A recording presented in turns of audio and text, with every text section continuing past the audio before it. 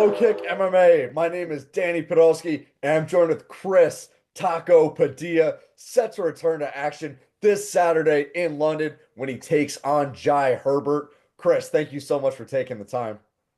What's good, brother? Good to be on, man. Thanks for having me. Uh, I'm ready to murder him. Pleasure's all mine. You're 5 days out. You're currently in London. How's the weight cut going and all that? How are you feeling about 5 days out from your fight? Shit, easy, man. Easy money, really. Because I'm always training, bro. Like my weight's always pretty low. Um, right now I think I have like 10 pounds, if that. Uh, easy. So, just professionalism, man. I'm happy I got that done early, just because I knew that was going to be flying over here, so I didn't want any hijinks, so I always take my weight cut serious because they'll take 20% off your money. That shit sucks, and you can't win a bonus on top of that, so that shit extra sucks. But yeah, I just wanted to make sure I got here and everything was just going to be smooth. You feel me? Yeah, no, definitely. And talk to me about going to London for this fight. Your first two fights in the UFC, you're at the UFC Apex. This time it's going to be a sold out crowd, O2 Arena, all that. Talk about the difference between going for the Apex and fighting in front of that crowd, and you're finally in front of the fans, which I think is everyone's goal once they get to the UFC. Bro, to be honest, I think the most exciting part for me is I'm in his hometown, bro. I consider myself an invader, you know? So I'm here to invade England, bro. I'm here to take his head, man, cut out his heart, and silence the crowd. So and take all the plunder back home. So it's no better feeling, man. So they probably boo me, but I don't give a fuck about that. You know what I'm saying? Uh, it's about what's going on in the cage, and I'm always locked in, crowd or no crowd. Yeah, and I was gonna that was gonna be my next question. You're fighting Jai Herbert. He's of course a British fighter at the O2 Arena in London. Talk to me about kind of being the villain role for this fight, and also just are you gonna embrace the boos when they come? Bro, I'm gonna be honest, bro. We're always in the villain role. Even when I'm in front of my crowd, they know who's out there. They know I'm not the hero, and I'm not here to save nobody, bro. I'm here to execute. Absolute Yeah, there's my coach right there. Hey, coach, say what's up. absolute violence is what we want, brother. You Yeah, know what I'm saying? It ain't got time for heroes. It's time for blood. You understand me? We need blood, guts, broken bones, money bet on him so we can ball out on the deceased. You know what I'm saying? We came here to take the Union flag and throw it over there and plant a Compton, Los Angeles, Gardena flag. Sorry, but that's how we feel about it. Ain't no heroes here, just demons, man. hey, You know what I'm go saying? ahead. Hey, There I you go, love it. bro. I love it. Chris Padilla, tell me your coach's name. His name is Chris Cully. You go by Jumbie. Yeah, Chris, Ke- that's the. Chris Kelly dropping a good promo over there for you. You guys are Compton blood, but I love it. And talk, why you got your coach there? Let me ask you. That's your coach, Chris Kelly. Talking about your gym you're working at, your coach and your relationship with him, and just your training partners you've been able to work with for this fight. Man, shit, bro. We're just solid, man. We met at a funny crossroad for both of us, man, and we just looked at each other. We knew what we were looking at, and we were like, okay, let's run this shit up, man. And we've been working together for 5 fights, 5 finishes, and we're about to add another one. So everything we're doing is right, man. We're a tight group, small gym. And yeah, man, we know how to hone in. He's a Muay Thai fighter, kickboxer fighter, MMA fighter. So he's done all the combat sports essentially. He's done combat sports since he was a kid. So it's uh it's perfect because that's what I need. I don't need a hype man. I don't need all the PE teachers and all that. I need somebody who specializes in violence that can teach me how to relax and apply violence properly. So I met the right man, at the right time. Because look where we at now. Yeah, well, love to see it. You guys are currently in London getting set for your third UFC fight. And Chris, it's funny, you mentioned that 5 fights because your last 5 fights, you've won all of them. Going back to your career, when once you turned pro, You started 6-0, hit some bumps in the road. The record goes to 10-6. Since then, it's been 5 fights, 5 wins. A lot of times when fighters kind of hit that bump in the road in the middle of their careers, it can be kind of game over in terms of, motivation, being able to get to that end game of the UFC. Talking about what was changed for you, because since the start of 2023, you're 5-0, made to the UFC, 2-0 in the UFC, now fighting on one of the biggest cards of the year. What sort of changed for you that was able to allow you to just win fights and improve so much in your game? Man, I me personally, bro, I feel like I've always had the work ethic. I've always had the heart. I always had the traits to make a great fighter. But I always feel like it just it wasn't just clicking. You know what I'm saying? There was something missing. And I don't want to put this on coaching and things like that. I think it was a mix of me and the coaches that I was working with, that we just didn't the vibe just wasn't right, man. It wasn't it. And when I met Cully, he was like, bro, literally, I met him at I took one of my students to a point kickboxing sparring. My last loss, I was going to fight this guy named Darren, and when I sized him up, I was like, okay, I got this guy cooked. I got him beat. No problem. Then I saw Cully was in his corner, and I was like, fuck. Like instantly, I already knew, like, okay, this is a different fight. And literally, I could say that was probably like 10, 20 minutes from when I saw my opponent and his coach. Then I saw Cully there when I walked by, and I saw him there, and I was like, fuck, this fight just turned into something different, because you just know it's an X factor. Everything has an X factor. And I believe Cully was the X factor in that scenario, where now working with him, that's essentially my X factor, where I've already had everything. Like there was nothing really missing in my game. I always elbowed, always kicked, always kneed, always wrestled, always did striking. But like the X factor of the intricacy of how he dives into fighting, because this is not like, and this is no shot at other coaches too who never did MMA. Like let's say a jiu-jitsu coach, they think they could teach an MMA fighter, and in some sort you can. But if you don't have the perspective of, okay, how do you do your jiu-jitsu when there's an elbow coming down on your head? How do you do your jiu-jitsu when you have to elbow somebody in the head? And him understanding that point of view gave me a clearer point of view of like how to properly apply my violence. So yeah, man, it just worked, man. It was the right time, bro. God worked finding Cully literally after just fighting against him, then him wanting to coach me. And yeah, he told me to show up Monday. I showed up Monday, and I never stepped back. So yep. That's all I can say, man. Everything else is fucking, luck, mystics, all the other stuff. Yeah, well, love to hear that story. Certainly teaming up with, former opponent on the other end, and then getting to team up, and that's been such a great move for your career. As mentioned, 5 straight wins for you going back to before you got into the UFC. That includes, 3 straight wins over either a UFC fighter or a UFC vet. You beat Justin James in your last fight before making it to the UFC. So, man, it's really just been a great stretch for you. Going back to this fight, you're fighting Jai Herbert. Have you gotten to watch the film on him, and what advantages do you think you have over Herbert?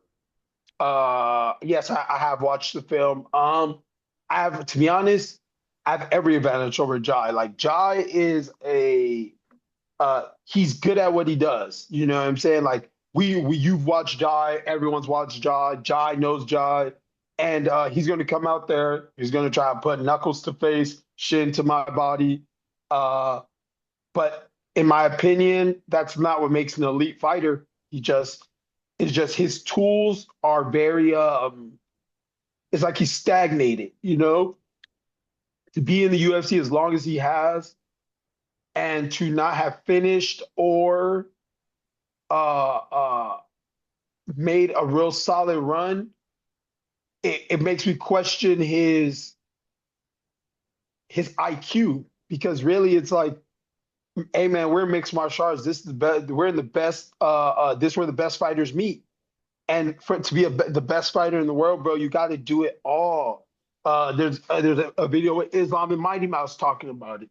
John Jones, like we have our greats, but everyone gets stuck in that box of, oh, I want to be a cool striker. You know, I want cool knockouts. I want this. I want that. And it's like, bro, it's not about what you want. It's about what's in front of you and how do you pick apart what's in front of you. Do you have the tools to pick apart what's in front of you? And when I look at Jai, I have the tools. There's no doubt about that. My job is stay calm, stay collected, and implement my tools. Obviously, there's obvious weaknesses, and there is a game plan, but my job is to pick him apart. And then when after I exploit those advantages, to finish him. Mhm. Yeah, and certainly looking at how you fought over your last, even just the two UFC fights, you've seen it clear, well-rounded as you can hurt people on the feet, you can hurt people, it goes to the ground, you can choke people, you can knock guys out. So certainly with that, looking at sort of the lightweight division, there's been a lot of prospects on the rise, certainly. And for you yourself, what I feel like Chris Padilla is a name that a lot of people don't necessarily know. You're 2-0 in the UFC, two finishes, but maybe not necessarily on the masses. Do you feel like with a win in this fight that would get you a 3-0, you're in front of a bigger crowd? Do you think a lot more people are going to kind of get on your radar and start to, really talk about your name, Chris Padilla? You know what, man? The way I see it is, I'm here to collect money and I'm here to beat ass, bro.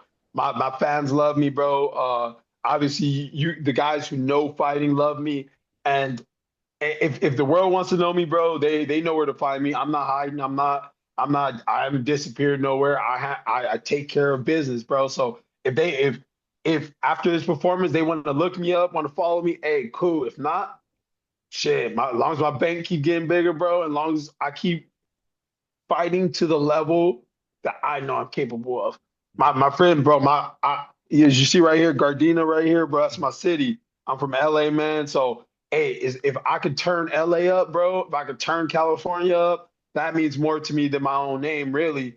Uh, uh, my name is gonna go down in the history books as, man, this guy was the greatest artist ever, and all I gotta do is keep winning, and they'll know me. So yeah, that's how I feel about it. I love the fans, I love the people, but I don't see a reason where I got to do something extra. You know what I'm saying? Like, you gonna like me who I am, or you're not gonna like me, bro. I can't entertain people who don't want it. You feel me? No, absolutely. And kind of going off that, like you were a underdog for both your first two UFC fights, won both those fights. This fight, I believe I was checking the lines, you're about a plus 100. So basically a pickup, but still a slight underdog for this fight. Do you kind of like embrace that underdog role a little bit? I love it, bro. I love that. My again, back to my people, bro. Everybody who's standing with me, bro, they get to make money. So like there for me, there's no better feeling knowing that getting 100 messages, fucking bunch of my friends, their friends, people I don't even really know, messaging me, my fans and everything said, bro, I made so much money off you. Thank you, man. Thanks for doubling up, man. And that's it. My job is to fucking hustle and motivate, bro. So and all the people are fucking getting their hustle on. Hey, like I said, just keep giving me that. Like I don't want the, oh man, I knew you were great, or I always thought you were great. I don't need it. I don't need fake love, man. So I'm happy I'm the underdog. Because if I was the favorite, I'd be, oh, y'all niggas out here lying, bro. Y'all don't like me, bro. Y'all don't believe in me. And you see the YouTube people talking shit, saying what they got to say. I'm a washed up. I'm not that good at this. I'm not that good at that. Like, I like that energy, because that energy, that's who I live for, bro. Hate makes me stronger than love, really. So, hey, tell them to keep bringing the hate, and I'll just keep disrespecting them. Yeah, well, certainly your first two fights. So the guys who bet on you, you may have some good money. For the guys who didn't, you proved a lot of people wrong. You also talk about, your fans back home in California. Are you hoping at some point in the UFC to get a fight in California in front of a big crowd for the UFC? They went there in January. It's unclear when they're going back, but California is a big place that they go every year. They will. They will. That's the thing, bro. This is, as far as this sound, bro. It's my destiny. Like, I don't. I'm not. I don't care about winning and losing, bro. It's in my cards that, bro. Literally, if I can tell you how I got here, bro, you'll just be like, damn, bro, it didn't really feel like you were going to ever get here. Like you said it yourself, 10-6. UFC, they're looking for the youngest guy. They're looking for the guys with the best records. And I was a guy that was in more of my middle age as a fighter, 28. I didn't have a super clean record. So it's in my destiny, bro. That's why I'm here. And that's why I don't take this for granted. That's why I told you my weight's so low already because I'm I'm I understand what it took to get me here. I understand everything I had to go through to get here, bro. I don't take this for granted. So there will be an LA show. I will be the main event, and I'm pretty sure I will win a UFC belt. Yeah, no, love to hear that and all the mindset. And looking at your division lightweight, super interesting right now. Islam Makhachev's the champion. You got Ilia Topuria coming to the division. A lot of guys at the top. Let's say that Islam Ilia fight plays out. How do you think that fight would go? And then also just kind of give me your thoughts on sort of the top of the ranked guys right now at lightweight. So I think if Ilya and Islam fight, I think I think Ilya can definitely he definitely has the style to beat Islam, but I don't know what he'll look like over 5 rounds, man, because the thing is Islam, I know people say, oh, he wrestles and this where people don't understand is it's not really about skill, sometimes more about how you apply the skill. And that's where people miss a lot of their game at. And Islam is not reckless. Islam's not stupid. Islam knows how to play the game. So I'm going to go with Islam because I think Islam will be able to put enough pressure on him. But I could see Taporia catching him because again, Taporia is not an idiot in his own right. But I feel like Taporia is a little bit more gun ho than Islam is. So I'm always going to go with the calmer, more composed fighter than the gun hole guy, you know. And I know Ilya said his wrestling is to that level, but who's wrestled Ilya like that? Mhm. You know what I mean? Like you can say what you want, bro, but until I gotta see you fight someone with that level, not train with them in the gym. I need to see you fight. So that, and as far as the other lightweights, man, everybody's old right now, man. Uh, it's a lot of older veterans. But I just, in my opinion, man, everybody's just very one dimensional, man. Like that's why Islam is number one. Uh, Fucking, let me see who we got. Justin Gaethje, who just wants to bang and go to war. Poirier is about to be out, but just wants to bang and go to war. Dan Hooker wants to bang and go to war. Uh, Beneil's already just about out of there. Beneil's probably one of the more well-rounded guys, but super older. Arman Sarukian would be the next best behind Islam. Um, Let me see who else we got. Jalen just retired. Uh, Hanato Moicano, he's pretty well-rounded. Uh, Let me see who else we got. So within those top guys right there, man. Again, a lot of them is just a little bit more one-dimensional in my opinion. So I'm there to beat them all, man. I will have the skill to beat them all. So it's a matter of time. You know, I bet they are extremely confident. They do believe in that. Uh, I think that, and that's what makes them dangerous. That's what's going to even make Jai dangerous, is that in that one dimension, they have a lot of faith in it. You know what I'm saying? You have to break that, and that's fun. I'm not here. I'm not here to, if I can get a 10-second knockout, perfect. But I'm here, when I say, bro, I want to cut your heart out, I want to break you down until there's nothing left. And then they're going to have to pull me off you, you know? So I live for it. So I'm good with either way. Yeah, and I will mention your Ilia Topuria's one fight that he's taking the UFC at 155 was against Jai Herbert. He knocked him out in that fight. So you and Ilia will have a common opponent after the the doors close on Saturday. Let me ask. I don't want you to look past this fight with Jai Herbert, but looking ahead a little bit, if you win this one, are you hoping to get a top 15 next? Sort of, what are your goals by the end of 2025? Let's say. Personally, man, I just want to make sure that long as the pay match, bro, I'm literally up for anything and anybody, bro. I want to be UFC champion 2027 personally. So hey, after this fight, once I get this dub, bro, let me see what the contract's looking like. And I want everybody. You know what I'm saying? If I gotta fight for me, bro, if I keep it real, it's really not about fighting in the top 10 so early. It's about just winning fights. Like you see Islam, how long did it take him before he got a UFC title fight? How long did it take Habib? How long, like the guys who actually won the belt and held on to the belt, they didn't rush to the top 10. They beat a lot of guys on the outside, got got comfortable in the cage, got comfortable with their skill set, fighting guys with all different types of skill set, and then they work their way up. So I'm not in a rush, man. The UFC is gonna be my home for a while. So, but I also, hey, if they say here's the contract, we want you to fight somebody top 15, let's run it up. I don't see anybody in the top 15 that I can't beat. Yeah, and looking at your card, big title eliminator in that main event, Sean Brady versus Leon Edwards. Who do you think wins that fight? I'm gonna say Leon because I think Leon can stay composed long enough. I know I know uh uh I'm blanking on his name. Sean Brady. Bilal beat him, Hmm.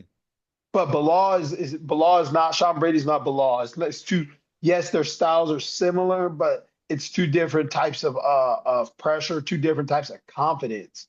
And I don't know if Sean Brady has the confidence to press me on how Bilal did. Bilal didn't just wrestle him, like he stood in his face and made him strike when he didn't want to strike. So that's what it's going to come down to. Can Sean Brady make can he withstand that? Bilal's defense when he fought Leon was elite. Like he didn't get hit a lot, he didn't get cracked with big shots. And I don't know if Sean has that level of striking defense, but he learned. I'm sure he learned a lot from the Bilal fight. I'm sure he watched Bilal beat up Leon Edwards, and I could definitely see him winning. But I like Leon Edwards. I like his style. I like that. I like his composure. So, yep. Mhm.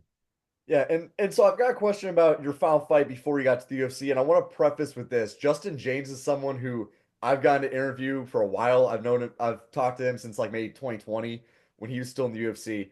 So your last fight before you got to the UFC, you beat Justin James with ground and pound elbows.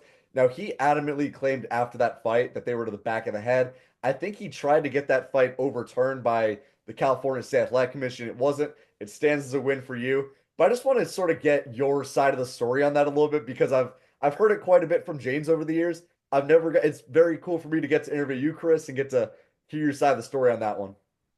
Shit, I'm not gonna lie, bro. I'm gonna keep it short and simple.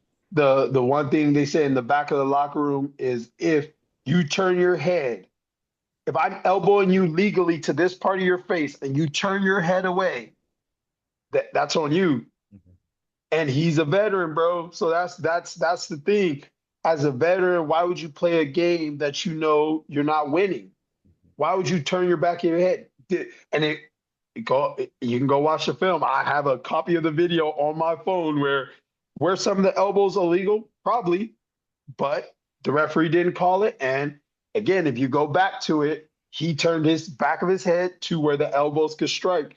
And third point, if you look at it, any illegal strike that could have been illegal, that's why I went elbow, elbow, punch, punch, elbow, punch, because I'm not trying to illegally hit you. If I went to illegally hit you, bro, there's some lethal elbows that I could have just, eh, but I wasn't. I elbowed him, and then when I didn't see a clear vantage point for a legal elbow, I turned to punches to the side of his ear, and then he would turn his head again and get hit in the back of the head. They say that. That's why they say stop playing the hand to ground game, right? If you put your head down as I'm throwing a knee and we collide at the same time, whose fault is it? Mhm. It's a living. The sport is live. It's not like football. It's not like basketball where there could be a pause in the middle of the break to say foul. Like no, bro. Like I'm throwing 8 elbows. You're turning your head, trying to run away from me. It's a good chance. Maybe 2 or 3 of those gonna land on your head. But my intention was never to hit him illegally. I was whooping his ass. There's nothing. There's nothing more. It's like I understand if you throw an illegal elbow, you do your illegal eye poke, fucking bite his nuts or whatever because you're losing. But if you're getting your ass whooped, I don't need to do anything illegal. I'm winning. Yeah, well, certainly that fight was a dominant win for you. I know you ended up protesting it, did not get overturned. And the other thing too, when you get back mount and you're throwing shots, it's tough sometimes to avoid the back of the head, as you're saying, when they're moving their head and all that. So, Hey, very, bro, I'm and not I'm not your friend, bro. I'm here to yeah, hurt you. yeah, no, absolutely. And just very interesting for me, honestly, to get your side of the story, just because James is someone who I've kind of had a relationship with over the years. So very excited I finally got to hear Hey, your side of the story on as that. his friend, and I'll send you the clip. I'll send you the clip, a small snippet. Actually, I would say probably like 20, 30 seconds. Ask him how he felt when he was holding the inside of my glove against the cage. Because there's a moment, and it's an obvious moment. I have him pressed against the cage, and if you look at my right arm, it looked like it was stuck in between us. He took his hand and pulled the inside of my glove. My coach called me. My coach was like, elbow him. I look over at the crowd. I'm like, he's holding my glove, and then he instantly lets go. So this is why when this is not a hero sport, brother. This is a villain sport. So if you're gonna play it, if you're gonna do villainous things, can we be okay when villainous things happen back to you, bro? You can't pick and choose when it's okay to be the bad guy and the good guy. I saw the interviews, I saw him, and again, I don't hate on James. I don't hate on Justin. I'm not mad at him. I ain't nothing. But again, my coach is my professional hater when hate needs to be passed around.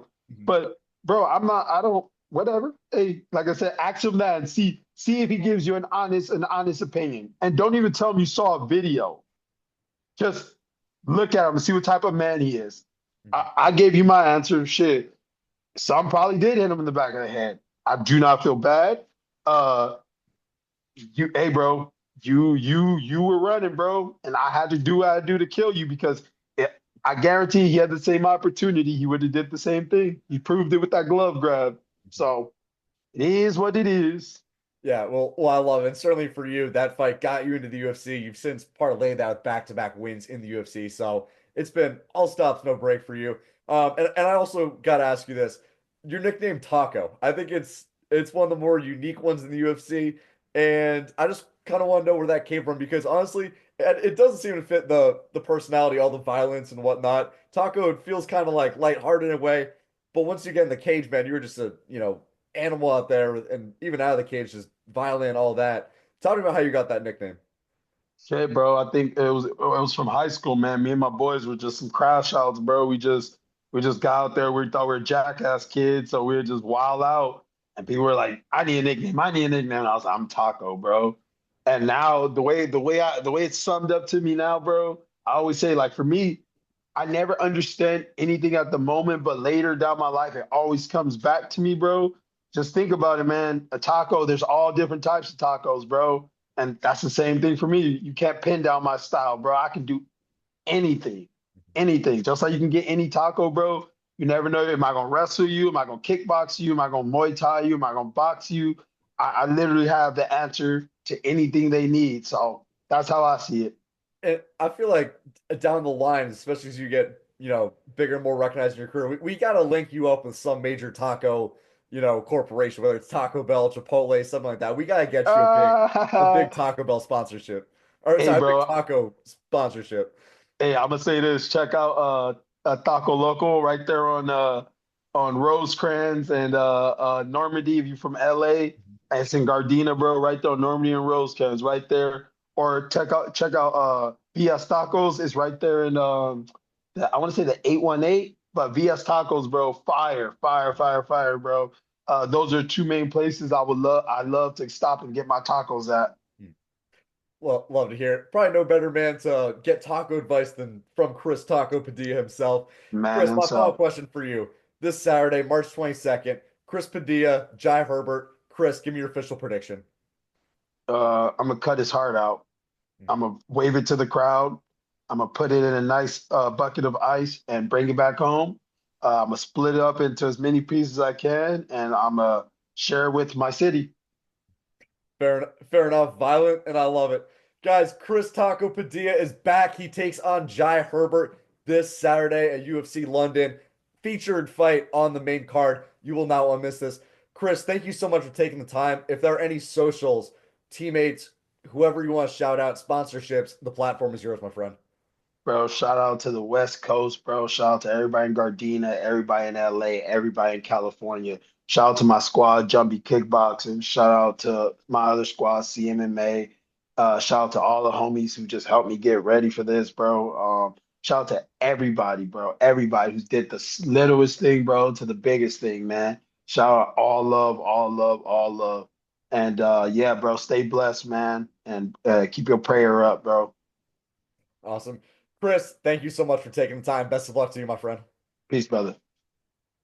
Make sure to subscribe to the LowKick MMA YouTube channel for all the latest news, event previews, and interviews with some of the biggest stars in MMA.